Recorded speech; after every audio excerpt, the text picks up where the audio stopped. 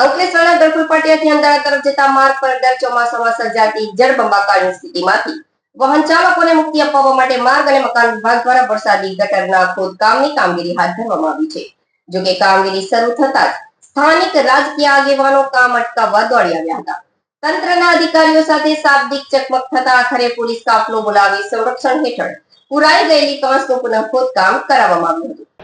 ચોમાસા દરમિયાન રોડ પર વરસાદી પાણી ભરાઈ જવાથી વાહનોની અવરજવર મુશ્કેલ બની જતી હતી અને રસ્તાને ભારે નુકસાન પહોંચતું હતું। તપાસ દરમિયાન સામે આવ્યું હતું કે માર્ગને અડીને આવેલી સોસાયટીઓ અને બિલ્ડરોએ પોતાના પરિસરમાં પાણી ન ઘૂસે અને અંગત સુગમતા ખાતર રોડની બંને તરફ આવેલી કુદરતી કાંસ પૂરી દીધી હતી, જેના કારણે વરસાદી પાણીનો યોગ્ય નિકાલ અટકી જતા રોડ પર પૂર જેવી સ્થિતિ સર્જાતી હતી। આ સમસ્યાના કાયમી નિરાકરણ માટે વિભાગ દ્વારા જેસીબી વડે પુરાયેલી ગટરો ખુલ્લી કરવાનું કામ હાથ ધરાતા જ આસપાસની સોસાયટીના રહીશોમાં પોતાના વિસ્તારમાં પાણી ભરાવાની ચિંતા વ્યાપી હતી અને સ્થાનિકોએ સુવ્યવસ્થિત નિકાલ અંગે રજૂઆત કરી હતી। તંત્ર દ્વારા ગટર વ્યવસ્થાની સફાઈ અને કાંસ ખુલ્લી કરતા આગામી દિવસોમાં ચોમાસા દરમિયાન ગઢખોલ પાટિયા અંદાડા રોડ પર પાણી ભરાવાની વિકટ સમસ્યામાં ભારે રાહત મળશે તેવી આશા વાહન ચાલકો સેવી રહ્યા છે।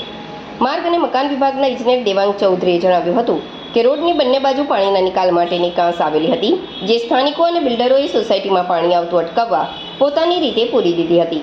કાંસ પુરાઈ જવાથી તમામ પાણી રોડ પર આવતું હતું અને રસ્તો વારંવાર ધોવાઈ જતો હતો।